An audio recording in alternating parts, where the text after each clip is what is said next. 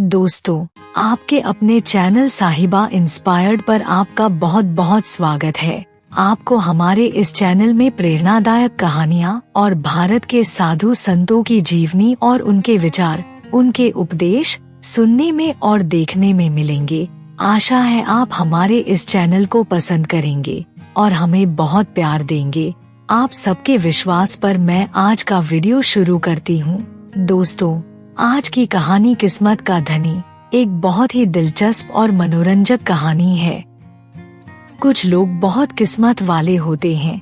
किस्मत अपने आप ही उन लोगों के ऊपर मेहरबान हो जाती है। ऐसा उन्होंने पिछले जन्म में क्या किया होता है। अगर आप भी ये सब कुछ जानना चाहते हैं तो वीडियो में अंत तक बने रहे। अब शुरू करते हैं। दोस्तों, बहुत पुरानी बात है। एक गांव में संतोष नाम का आदमी रहता है। उसका इस दुनिया में अपना कहने को कोई नहीं था। संतोष बहुत ही आलसी और निकम्मा था। वो कोई काम ढंग से नहीं करता था।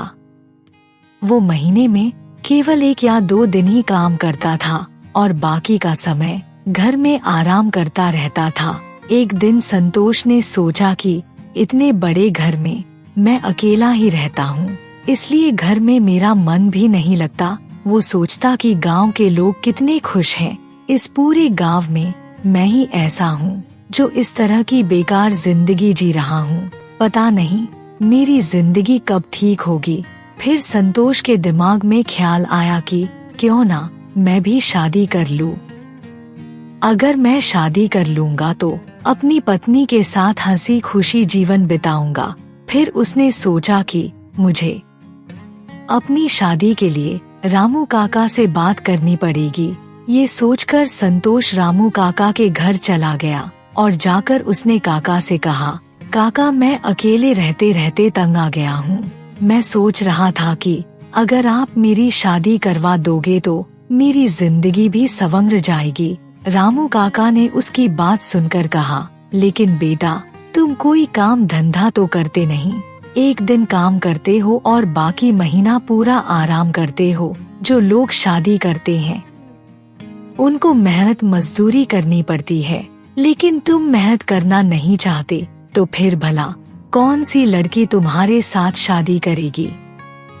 संतोष ने रामू काका की बात सुनकर कहा, काका, मैं आपसे वादा करता हूँ कि मैं खूब मेहनत करूँगा और ढेर सारे पैसे कमाऊंगा, लेकिन आप मेरी शादी करवा दीजिए जिससे मेरा अकेलापन खत्म हो जाए। जब संतोष ने बहुत कहा तो रामू काका ने बोला, ठीक है बेटा, अगर तुम मुझसे वादा कर रहे हो तो मैं तुम्हारे लिए लड़की ढूंढता हूँ। इस तरह कुछ ही दिनों में रामू काका ने संतोष की शादी करवा दी। संतोष जब अपनी पत्नी अलका को लेकर घर आया तो अलका संतोष का घर देखकर घबरा गई और सोचने लगी कि ये मैं कहाँ फंस गई। ये घर है या भूतों का अड्डा। क्या हाल बना रखा है घर का। संतोष ने जब अलका को सोचते हुए देखा तो पूछा, तुम क्या सोच रही हो। आज से ये घर तुम्हारा है। अब तुम आ गई हो तो इस घर में भी खुशहाली आ जाएगी, इसलिए अब तुम आराम करो। मैं किसी काम से बाहर जा रहा हूँ, थोड़ी देर तक वापस आता हूँ। संतोष के जाने के बाद अलका घर की सफाई करने लगी। सफाई करने के बाद उसने खाना बनाया। तब तक संतोष भी घर आ गया। अलका के हाथ का खाना खाने के बाद संतोष सोचने लगा कि आज कितने सालों के बाद कितना अच्छा और स्वादिष्ट खाना खाया है। अब मेरी सभी परेशानियां खत्म हो गई हैं। अब रोज मुझे अलका के हाथ का गरम गरम खाना मिला करेगा। इसी तरह से कुछ दिन गुजर गए। अलका ने देखा कि संतोष सारा दिन घर में पड़ा रहता है, कहीं काम धंधा नहीं करने जाता। एक दिन अलका ने संतोष से कहा, आप सारा दिन घर में पड़े रहते हैं, इस तरह घर कैसे चलेगा। आप कोई काम क्यों नहीं ढूंढते। संतोष ने उसकी बात सुनकर कहा, मैं भी ये सोच रहा था कि कोई ना कोई काम तलाश करूं। अलका ने उसकी बात सुनकर कहा, कब तक सोचते रहोगे। सोचने से घर नहीं चलता। घर चलाने के लिए मेहनत मजदूरी करनी पड़ती है। अब घर में केवल थोड़ा सा ही राशन बचा है, जिससे कुछ दिनों तक ही घर चल सकता है। अगर तुमने जल्दी ही कोई काम तलाश नहीं किया तो भूखे मरने की नौबत आ जाएगी। संतोष ने अलका की बात सुनकर कहा, तुम चिंता मत करो, भगवान ने चाहा तो मुझे जल्दी ही कोई काम मिल जाएगा। इसी तरह कुछ दिन और बीत गए। घर का सारा राशन भी खत्म हो गया। ये देखकर अलका ने अपने पति से कहा, अब घर में खाना बनाने के लिए कुछ भी नहीं है। मेरी समझ में नहीं आ रहा कि मैं क्या करूं, क्या बनाकर तुम्हें खिलाऊं। मुझे लगता है अब हमें भूखा ही रहना पड़ेगा। संतोष ने उसकी बात सुनकर कहा, तुम चिंता मत करो, मैं अभी राशन का इंतजाम करता हूँ। ये बोलकर संतोष घर से चला गया। घर की इतनी बुरी हालत देखकर अलका सोचने लगी, हे भगवान, मैंने क्या सोचा था और ये क्या हो गया। ये आदमी तो एकदम निकम्मा है, इसके साथ मेरी जिंदगी कैसे कटेगी। ये तो कोई काम धंधा करना नहीं चाहता। अभी वो सोच ही रही थी कि संतोष राशन के 2 थैले भरकर घर आता है। इतना सारा राशन का सामान देखकर अलका ने संतोष से पूछा, आपके पास तो बिल्कुल भी पैसे नहीं थे, फिर आप ये सामान कहाँ से लेकर आए। अलका की बात सुनकर संतोष ने कहा, भाग्यवान, ये सारा सामान मैं अपने दोस्त की दुकान से उधार लेकर आया हूँ। जब मुझे कोई काम मिल जाएगा तो मैं उसके पैसे वापस कर दूंगा। अलका ने जब ये सुना तो अपना सिर पीट लिया और फिर बोली, किसी से उधार लेना अच्छी बात नहीं है। तुम कोई काम धंधा तो करते नहीं हो, फिर ये उधार कैसे वापस करोगे। अगर तुमने समय पर उधार वापस नहीं किया तो उधार देने वाले कल को दरवाजे पर खड़े होंगे, तब क्या करोगे। संतोष ने लापरवाही से कहा, तब की तब देखेंगे। तुम मुझे मूर्ख मत समझो, मैं सब कुछ सोच समझ कर करता हूँ। इसके बाद जब भी घर का राशन खत्म होता तो संतोष किसी न किसी से पैसे उधार लेकर घर के लिए राशन ले आता। इस तरह के सिर पर काफी कर्ज हो गया। लोग अपने पैसे वापस लेने के लिए उसके घर के चक्कर लगाने लगे। इन सब बातों से परेशान होकर अलका अपने मायके चली गई। पत्नी के जाने के बाद संतोष की हालत पहले जैसी हो गई। एक दिन संतोष बैठा हुआ सोचने लगा कि जब से अलका मायके गई है तब से मेरी हालत काफी खराब हो गई है। अब ना तो घर में कुछ खाने को है और ना ही मुझे कोई उधार देता है। कर्ज लेने वाले सुबह शाम दरवाजे पर ही खड़े रहते हैं। अलका ने सही कहा था कि बिना काम के पैसे वापस कैसे करूँगा। अब मुझे किसी न किसी तरह से कर्जदारों से पीछा छुड़ाना ही पड़ेगा। फिर उसको एक तरकीब समझ में आई। उसने सोचा, मैं अपने ससुराल चला जाता हूँ, कुछ महीने वही रहूँगा तो कर्ज मांगने वालों से छुटकारा भी मिल जाएगा और मुझे खाने पीने में भी कोई परेशानी नहीं होगी। कर्जदारों से पीछा छुड़ाने का सबसे बेहतरीन तरीका है, ना मैं घर में रहूँगा और ना ही मुझे कर्ज लेने वाले परेशान करेंगे। ये सोचकर अगले दिन सुबह सुबह संतोष अपने ससुराल की तरफ चल दिया। चलते चलते वो काफी थक गया। संतोष ने सोचा, थोड़ी देर पेड़ के नीचे बैठकर आराम कर लेता हूँ। ये सोचकर वो पेड़ के नीचे लेट गया। कुछ देर आराम करने के बाद वो अपने ससुराल की तरफ चल पड़ा। अभी वो थोड़ी ही दूर और गया था कि उसे फिर से थकान महसूस होने लगी। वो सोचने लगा कि कोई सवारी भी नहीं मिल रही जिस पर बैठकर मैं अपने ससुराल जा सकूं। तभी संतोष की नजर एक घोड़े पर पड़ी। घोड़े को देखकर वो खुश हो गया और मन ही मन बोला, कितना सुंदर और ताकतवर घोड़ा है, इससे अच्छी सवारी तो मुझे मिल ही नहीं सकती। फिर वो सोचने लगा कि ये घोड़ा किसका है, इसका मालिक आसपास नजर नहीं आ रहा। लगता है घोड़ा अपने मालिक की नजर से बचकर भाग आया है। फिर संतोष ने कुछ सोचा और जाकर घोड़े के ऊपर बैठ गया। उसने सोचा अब वो आराम से अपने ससुराल पहुंच सकता है। ये सोचकर उसने घोड़े के लगाम खींची। जैसे ही उसने लगाम खींची, घोड़ा चलने लगा। फिर उसके बाद बड़ी तेजी से भागने लगा। घोड़ा इतनी तेज दौड़ रहा था कि संतोष की हालत खराब हो गई। वो बहुत डर गया। उसने घोड़े से नीचे उतरने की कोशिश की, लेकिन तभी घोड़े ने एकदम से छलांग लगाई। संतोष ये झटका सह नहीं पाया और नीचे गिर गया। नीचे गिरते ही संतोष की कमर पर चोट लगी। वो दर्द के मारे चिल्लाने लगा और घोड़े को गालियां देने लगा। फिर संतोष एकदम से उठा और उसने घोड़े को पकड़कर एक पेड़ से बांध दिया।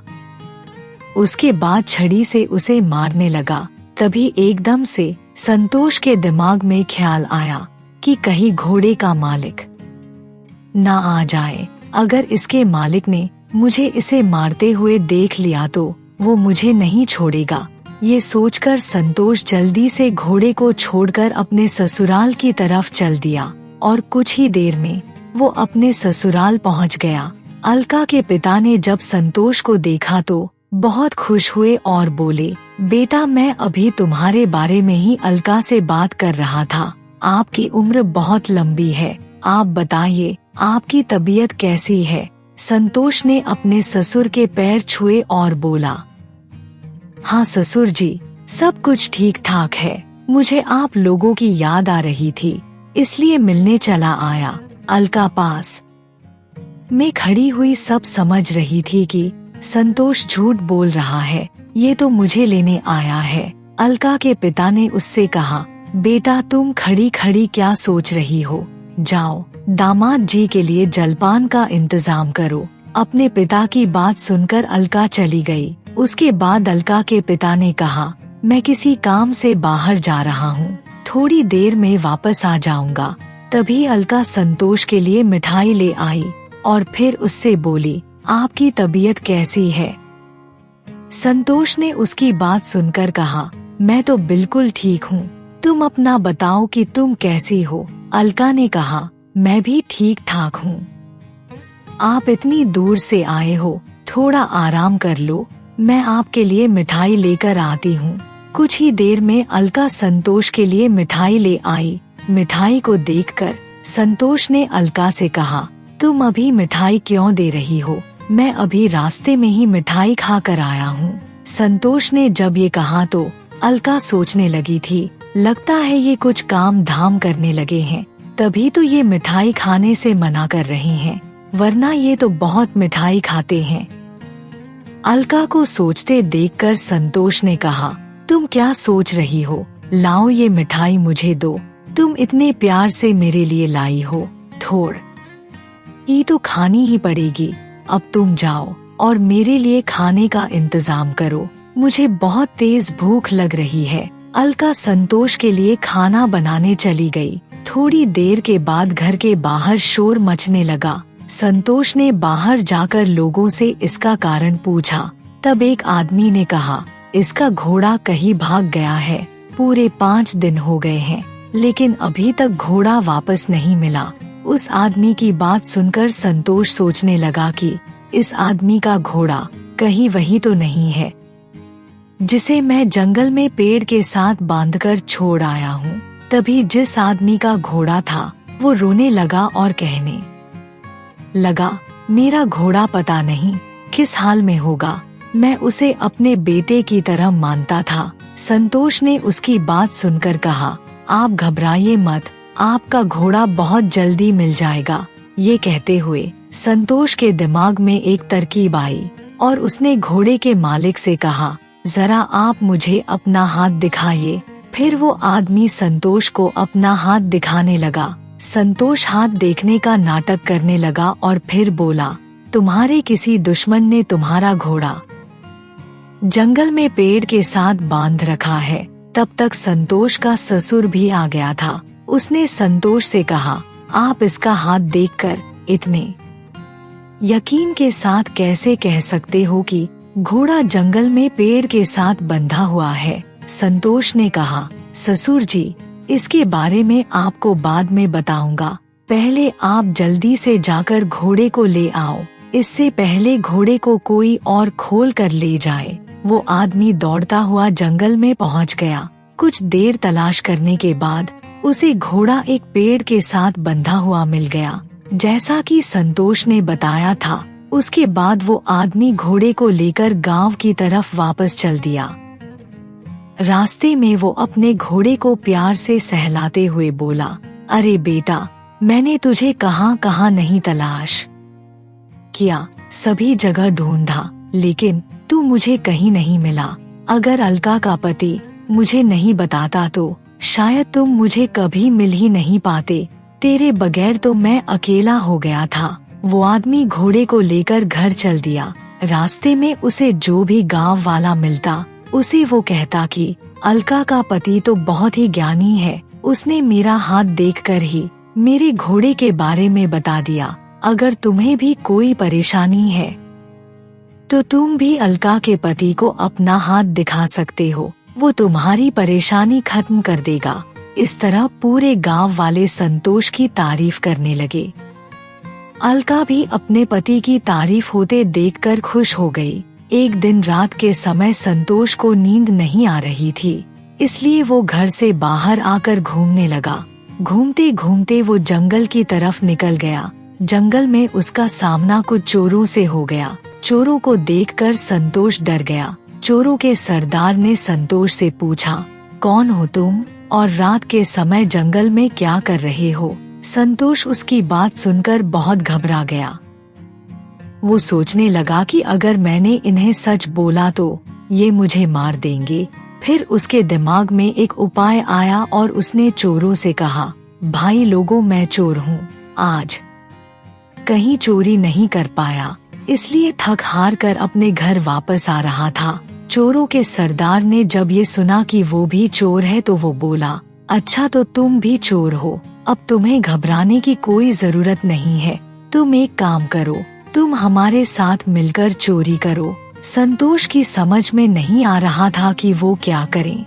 चोर संतोष को अपने साथ ले गए। रास्ते में चोरों का सरदार संतोष से बोला, आज से तुम हमारे साथी हो, लेकिन एक बात का ध्यान रखना, हम जहाँ भी चोरी करने जाएंगे वहाँ से सिर्फ कीमती सामान ही उठाना और अपना कोई भी सामान वहाँ मत छोड़ ना, जिससे हम पकड़े ना जाए। संतोष ने सरदार की बात सुनकर कहा, सरदार मैं बिल्कुल समझ गया, मैं वैसा ही करूँगा जैसा आप कह रहे हैं। फिर वो सभी एक घर में चोरी करने घुस गए। सभी चोर वहाँ से सामान चुराने लगे। तभी संतोष की नजर एक पीतल की थाली पर पड़ी। रात होने के कारण वो थाली सोने की तरह चमक रही थी। संतोष ने उसे देखकर सोचा कि कितनी बड़ी सोने की थाली है, ये इस घर में सबसे ज्यादा कीमती है। अगर मैंने ये थाली उठा ली तो चोरों का सरदार मुझे बहुत खुश होगा। ये सोचकर संतोष ने उस थाली को उठा लिया। थाली बहुत भारी थी। संतोष ने सोचा, थाली तो बहुत भारी है, ये तो बहुत महंगी बिकेगी। एक बार थाली को उल्टा करके बजा कर देखता हूँ, सोना सही है या नहीं। जैसे ही संतोष ने थाली को बजाया, थाली की आवाज सुनकर घर के सभी लोग उठ गए और वो संतोष समेत सभी चोरों को पकड़कर राजा के पास ले गए और जाकर घर के मालिक ने सारी बात राजा को बताई। राजा ने संतोष से पूछा, तुम थाली क्यों बजा रहे थे? थाली बजाने की वजह से तुम सभी लोग पकड़े गए। संतोष ने बड़ी चालाकी से राजा को जवाब दिया, महाराज मैं कोई चोर नहीं हूँ, मैं तो एक सीधा साधा शरीफ आदमी हूँ। मैंने तो इन चोरों को पकड़वाने के लिए थाली को बजाया था।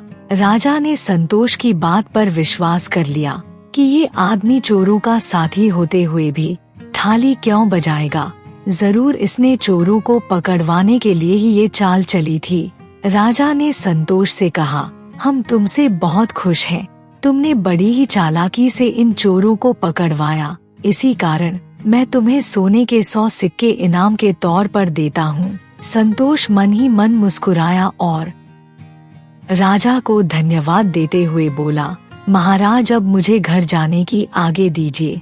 फिर संतोष सोने के 100 सिक्के लेकर अपने घर चला गया।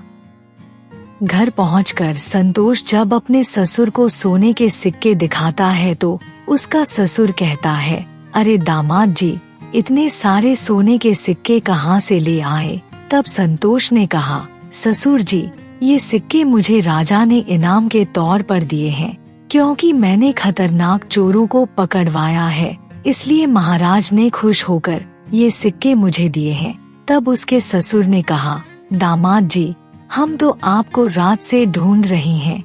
हम तो सोच रहे थे कि आप हमें बिना बताए वापस अपने गांव चले गए हैं, लेकिन आपने तो चोरों को पकड़वाकर बहुत बहादुर का काम किया। संतोष की बहादुरी की बात पूरे गांव में फैल गई और लोग कह रहे थे कि अलका का पति बहुत ही बहादुर और समझदार है। उसने गांव में चोरी करने वाले गिरोह को पकड़वा दिया। अलका अपने पति की बहादुरी की बात सुनकर सोचने लगी, मेरा तो दिमाग खराब हो गया था। जो मैं इनके बारे में क्या क्या सोच रही थी।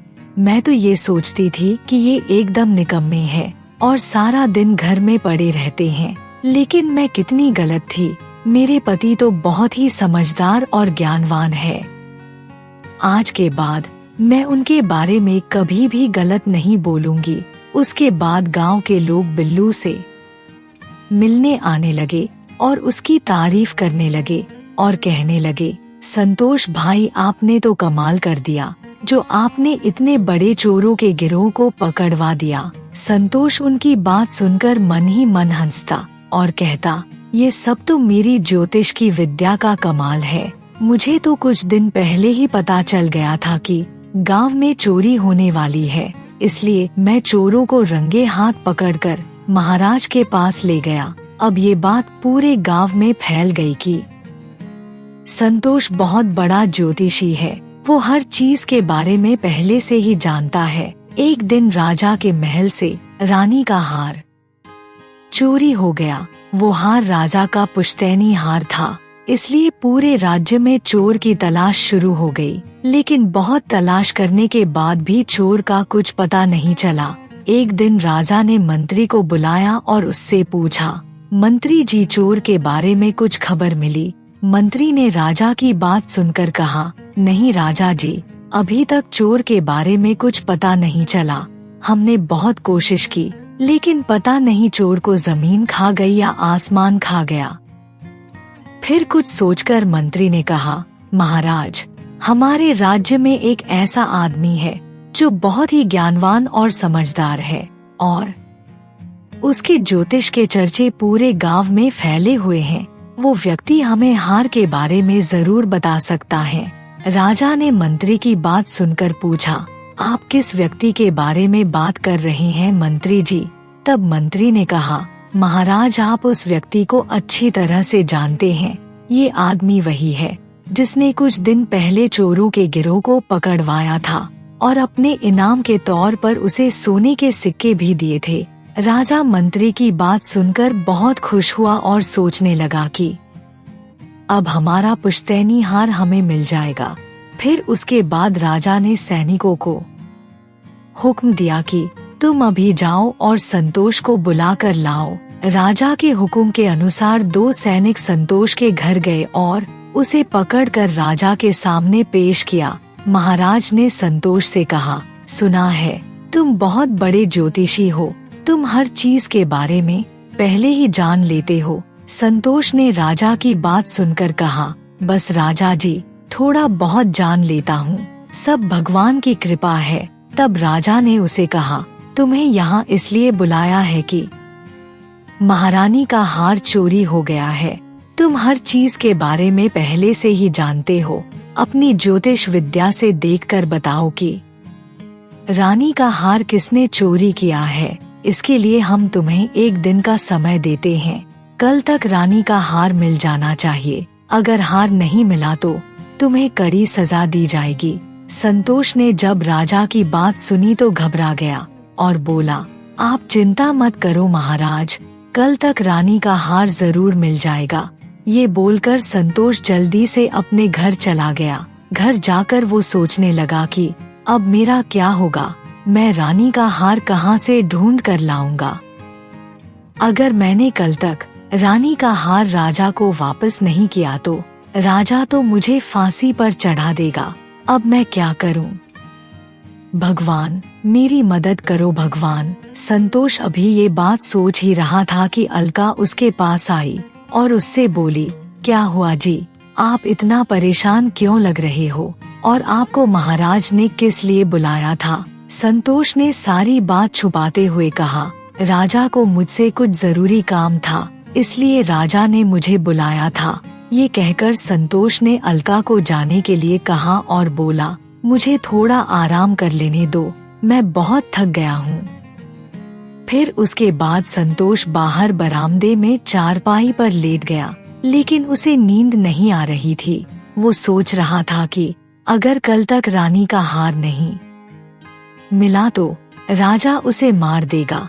ये सोचकर वो उठकर बैठ गया और अपने आप से ही बातें करने लगा कि निंदिया तू जल्दी से आ जा, सुबह तो राजा गर्दन काट ही देगा। संतोष को नींद तो नहीं आई, लेकिन उसकी ये बात पड़ोस में रहने वाली औरत ने सुन ली। उसका नाम निंदिया था। वो राजमहल में काम करती थी और उसने ही रानी का हार चुराया था संतोष के मुंह से। जब उसने ये बात सुनी तो वो डर गई और उसे ये लगा कि संतोष को मेरे बारे में पता चल गया है, अब वो ये बात चल राजा को बता देगा, फिर राजा मुझे और मेरे पति की गर्दन काट देगा।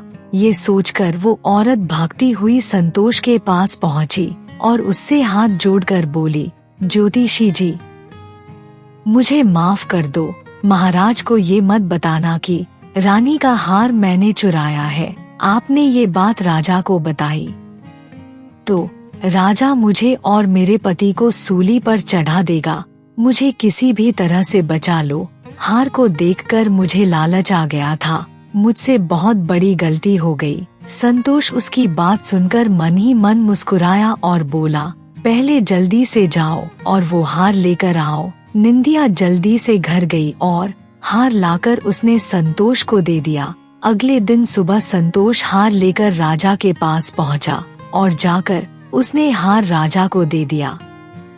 महारानी का हार देखकर राजा बहुत खुश हुए और उन्होंने संतोष से कहा, संतोष तुमने तो कमाल कर दिया, जो काम मेरे सैनिक कितने दिनों से नहीं कर सके वो तुमने एक ही रात में कर दिया।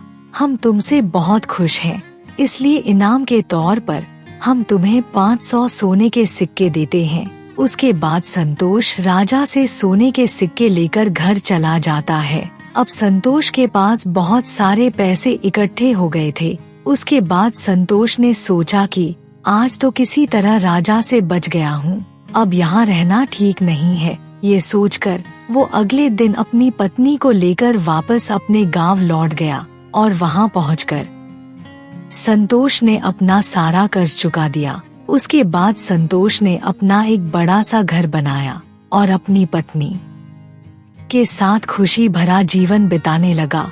दोस्तों, आपको आज की कहानी कैसी लगी कमेंट करके जरूर बताओ और अगर वीडियो अच्छा लगा हो तो वीडियो को लाइक और शेयर जरूर करो।